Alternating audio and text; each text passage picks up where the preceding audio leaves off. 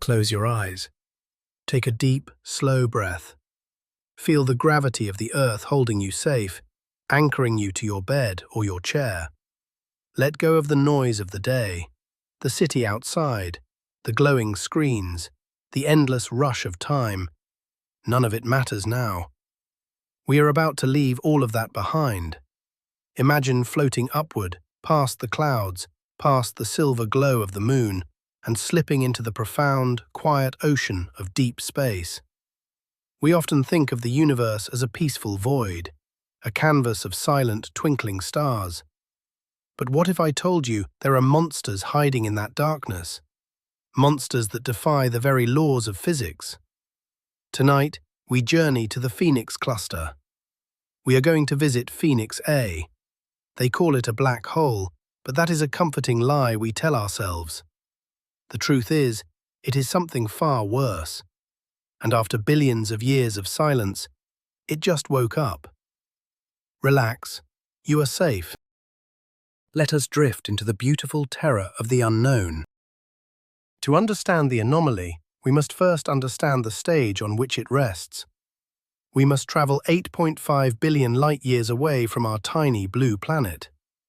That is a distance so vast, the human mind simply cannot hold it. The light we see from this region today began its journey before the Earth was even born. Here lies the Phoenix cluster. It is a massive cosmic city, a chaotic metropolis made of thousands of entire galaxies, bound together by an invisible web of dark matter and gravity. In the center of this glowing web sits the central galaxy. It is a blinding beacon of creation, birthing stars at a rate that shouldn't be possible. But the light is a distraction. The true ruler of this galaxy sits in the very center.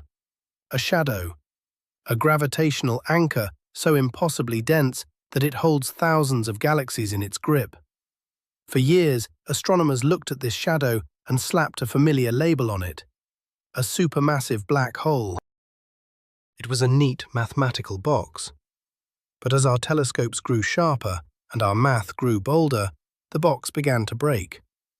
The numbers didn't make sense. The scale was wrong. Phoenix A was hiding a secret, woven into the very fabric of spacetime. Let us approach the cluster.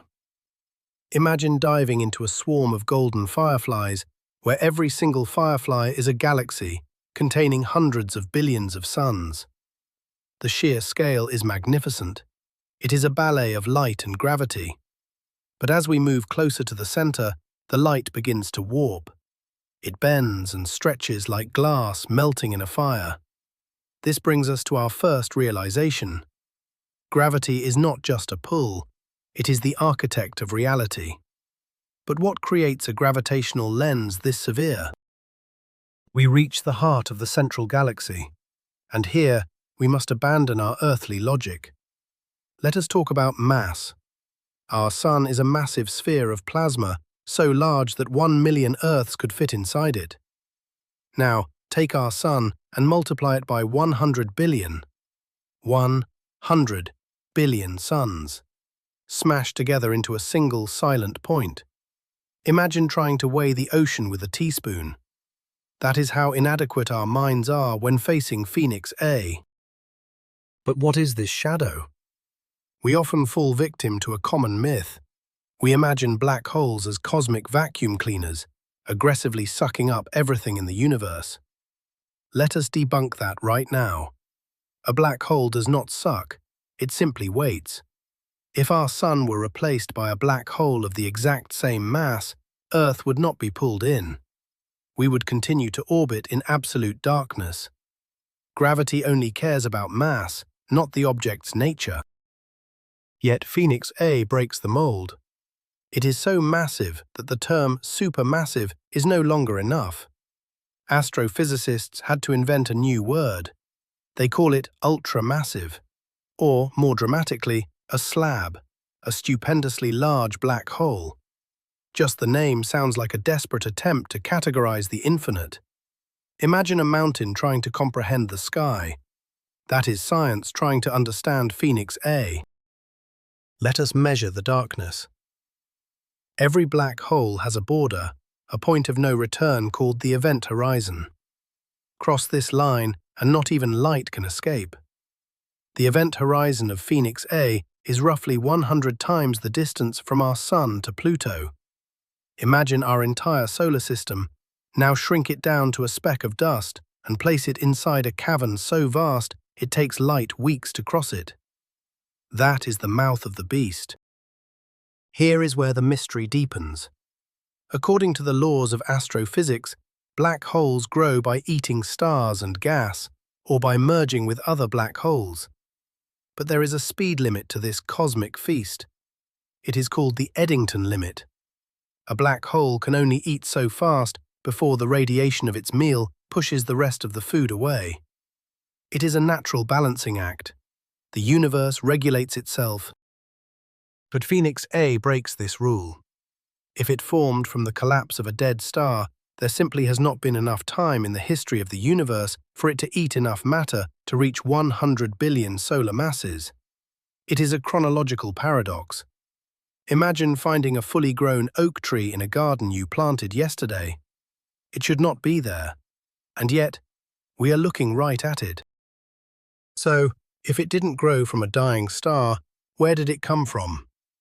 This leads us to a terrifying yet beautiful theory: primordial black holes. What if Phoenix A was not born from the death of a star, but from the fiery birth of the universe itself? Imagine the Big Bang. The universe was a dense, boiling soup of infinite energy. In that chaos, pockets of matter were squeezed so tightly they collapsed instantly. If Phoenix A is primordial, it is not a dead star.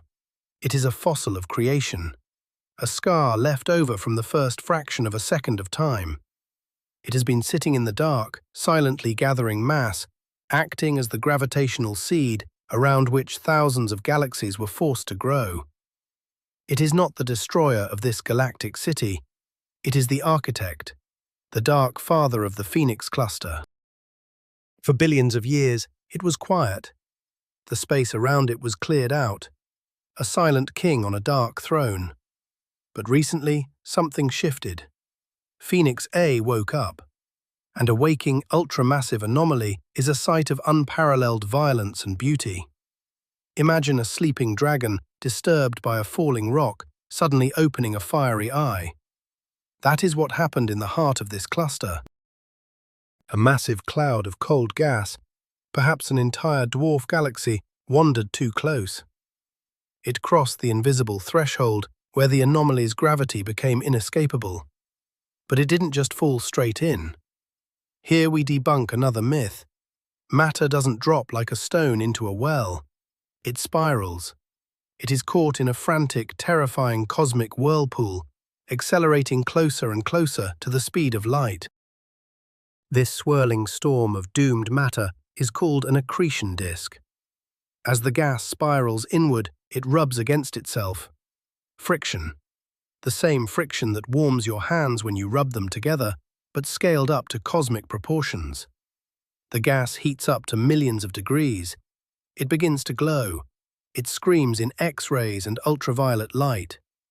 The invisible anomaly suddenly dons a crown of blinding fire. This glowing disk is so unimaginably bright that it outshines the entire galaxy of 1 trillion stars surrounding it. This is what we call a quasar. It is a lighthouse visible across the entire observable universe. Imagine a single candle shining brighter than a burning forest. That is the power of matter crying out as it is crushed out of existence. But not everything is eaten. The anomaly is a messy eater. The magnetic fields around Phoenix A are twisted and coiled by the insane rotation of space itself. These magnetic lines act like particle accelerators. They grab a portion of the swirling gas and violently launch it away from the event horizon, shooting it out from the north and south poles. These are the quasar jets. Imagine a geyser of pure, blazing plasma blasting out into the freezing void at 99% the speed of light. These jets pierce through the galaxy like a cosmic spear. They are hundreds of thousands of light-years long. If you stood in their path, you wouldn't just be vaporized. Your atomic structure would be unwritten. It is the ultimate expression of raw, unbridled energy. And yet, in the cosmos, destruction and creation are lovers holding hands. The jets from Phoenix A slam into the cold, dead gas resting on the outskirts of the galaxy. The impact compresses the gas, sparking the birth of new stars. The anomaly is eating the galaxy, yes, but its violent burps are creating millions of new suns. It is a monstrous, self-sustaining circle of life. Let us pause and imagine the sound of this violence. Space is a vacuum, so there is no sound as we know it. But if we could translate the electromagnetic waves and the rippling gravitational pressure into audio, what would we hear? It would not be a roar. It would be a low, sub-bass hum. A frequency so deep it would rattle your bones and make your heart skip a beat. The heartbeat of the void. Let us drift closer to the event horizon. We are protected in our imagination. As we approach, time itself begins to behave strangely. This is not science fiction, it is Einstein's relativity. Gravity bends time. For every second we spend near the edge of Phoenix A, thousands of years pass on Earth. Imagine looking back at our planet, watching civilizations rise and fall in the blink of an eye. There is a famous concept called spaghettification. It is the idea that gravity pulls your feet stronger than your head, stretching you into a noodle. Let us debunk this for Phoenix A. That only happens with small black holes. Phoenix A is so massive, its curve is gentle. You could cross the event horizon without feeling a thing. You wouldn't even know you were doomed. You would just quietly slip out of the observable universe. But once inside, what awaits? Our math breaks down. We call the center a singularity, a point of infinite density and zero volume. But infinity is just a word physicists use when their equations fail. Nature abhors infinity, which brings us to the terrifying conclusion. Phoenix A might not be a black hole at all. The math suggests it could be something worse, something far more strange. What if it is a gravastar? A theoretical object where the collapsing matter didn't crush into a point, but formed a hollow sphere of impossibly dense matter filled with dark energy. Imagine a balloon made of gravity holding back the expansion of the universe within its core. It would look exactly like a black hole from the outside, but inside it is an entirely different universe. Or perhaps it is a naked singularity. In a normal black hole, the singularity is hidden behind the event horizon. It is clothed in darkness. But if an object spins fast enough, the horizon can tear open. The laws of physics, stripped of their cover, would be exposed to the naked universe. Time and space would loop and shatter. It would be a glitch in reality itself. Another theory suggests it is a knot in the fabric of spacetime, a topological defect left over from the Big Bang called a cosmic string rolled up into a ball. Imagine a flaw in a piece of glass. Phoenix A is not an object. It is a flaw in the universe, a place where the rules of depth, height, width, and time simply do not apply. This is why the awakening of Phoenix A is so vital and so chilling.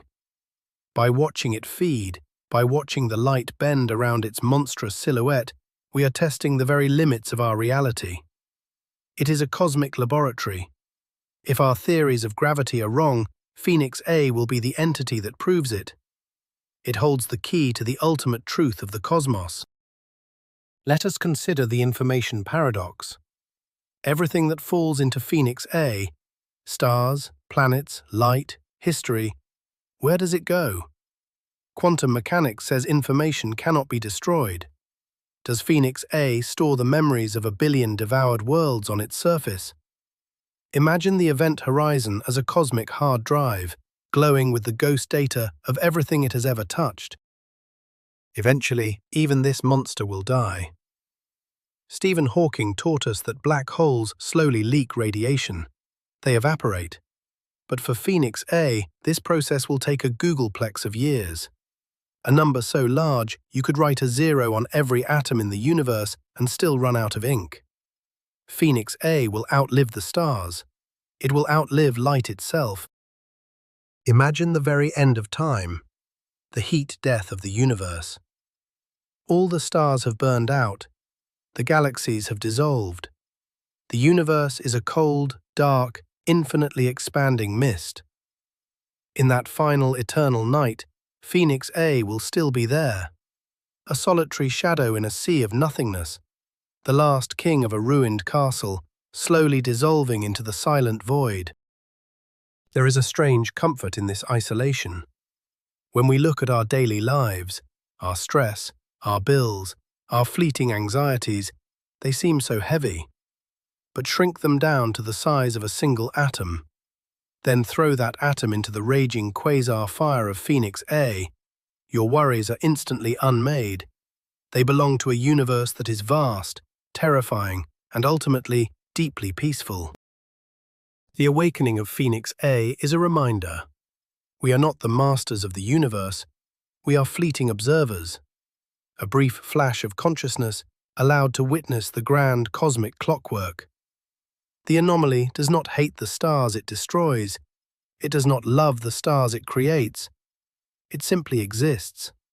It is gravity, doing what gravity must do. A beautiful, indifferent dance. The jets will eventually fade. The accretion disk will run out of fuel. The blinding quasar will dim, and Phoenix A will go back to sleep. It will return to being a shadow, a silent sentinel in the center of the cluster, waiting in the dark for another eternity. The universe will return to its quiet rhythm. Everything breathes, even the darkness. And now we drift away. We leave the raging fires of the quasar behind. We glide back through the dark matter webs, past the twinkling galaxies of the Phoenix cluster, traversing billions of light years in a single thought. We return to the milky spiral of our own galaxy. We pass the glowing gas of the Orion Nebula, and finally we see it. A tiny pale blue dot suspended in a sunbeam. Earth. You are back. You are safe in your room, listening to the quiet hum of your own world. The monsters are far away, keeping the delicate balance of the cosmos in check.